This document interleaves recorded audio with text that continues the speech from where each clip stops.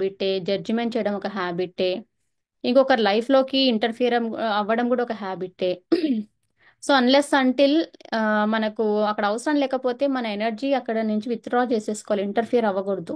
ఎవరైనా సరే, పిల్లలైనా సరే. సో అట్లా ఇంటర్ఫియర్ చేసుకుంటే అదొక హ్యాబిట్ లాగా అయిపోతే సఫరింగ్ ఎవరికి అంటే మీకే సఫరింగ్ వస్తుంది. సో కొత్త హ్యాబిట్స్ నేర్చుకోవాలి అంటే కొత్త స్కిల్స్ కానీ ఫస్ట్లో హార్డ్ ఉంటుంది.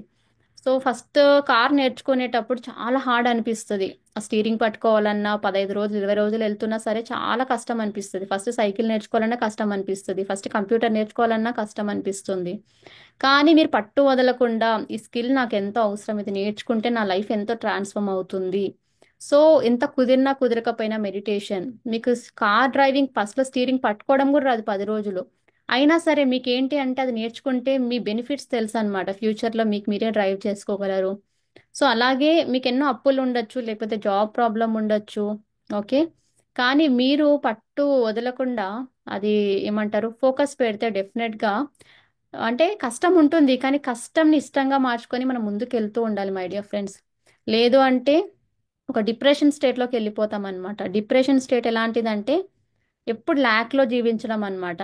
అన్నీ ఉంటాయి అయినా నాకు లేదు, మేము బీదరికము, నిజంగా అంటే అన్నీ ఉంటాయి. కానీ మాటలు మాత్రం ఎప్పుడు ల్యాక్లో మాటలే అనమాట. అంటే అంత ఆటో పైలట్ ప్రోగ్రామ్స్ ఉన్నాయి మీలో. సో ఇలా 40 డేస్ కొత్త స్కిల్ నేర్చుకోవాలంటే న్యూరల్ పాత్వేస్ అనేవి ఫామ్ అవ్వాలి, న్యూరాన్స్ అనేవి బాగా స్ట్రాంగ్ అవ్వాలి. ఆ న్యూరల్ కనెక్షన్ స్ట్రాంగ్ అవుతేనే కదా మీకు అది స్ట్రెంగ్థన్ అవ్వాలి అనమాట. న్యూరల్ కనెక్షన్స్ స్ట్రెంగ్థన్ అవ్వాలి. ఎప్పుడు స్ట్రెంగ్థన్ అవుతాయంటే రిపిటేషన్ రిపిటేషన్ రిపిటేషన్. ఓకే. అప్పుడు ఏమవుతుందంటే మీ సబ్ కాన్షియస్ మైండ్ అది రికార్డ్ చేసేసుకుంటుంది అనమాట. ఎందుకు మీకు అన్ని జ్ఞాపకాలు గుర్తులేవు కానీ కొన్ని జ్ఞాపకాలే గుర్తున్నాయంటే బాగా మీరు దానివల్ల హర్ట్ అయ్యారు, ఒక ట్రామా లాగా ఉండిపోయినాయి అనమాట. అది రికార్డ్ చేసి పెట్టుకుంది మైండ్. కానీ మీరు అనుకుంటే చాయిస్ తీసుకొని బయటికి రావచ్చు. డిసిప్లైన్, మైండ్ని డిసిప్లైన్ చేసుకోవడం నేర్చుకోవాలి మై డియర్ ఫ్రెండ్స్.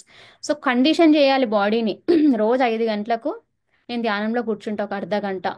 అది బాడీని కండిషన్ చేస్తున్నాం. 5 ఇవ్వగానే ఇంకా మీకు మైండ్ రిమైండ్ చేయాలి ఇప్పుడు మెడిటేషన్ చేసే టైము.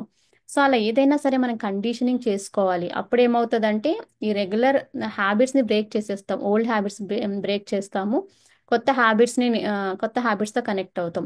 ఇలా మీరు చేస్తున్నప్పుడు ఏంజల్స్ హెల్ప్ తీసుకోవచ్చు అనమాట. ఇప్పుడు స్పిరిచువల్ అలైన్మెంట్లో మీ లైఫ్ వెళ్ళాలి అనుకుంటున్నారు, స్పిరిచువల్ గ్రోత్ అవ్వను, అప్పుడు ఆర్కేంజల్ మెటాట్రాన్తో కనెక్ట్ అవ్వచ్చు.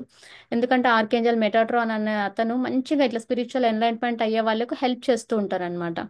సో ఈ టైంలో మీకు ఫైనాన్షియల్గా బాగా ఉంది అంటే అప్పుడు ఆర్కేంజల్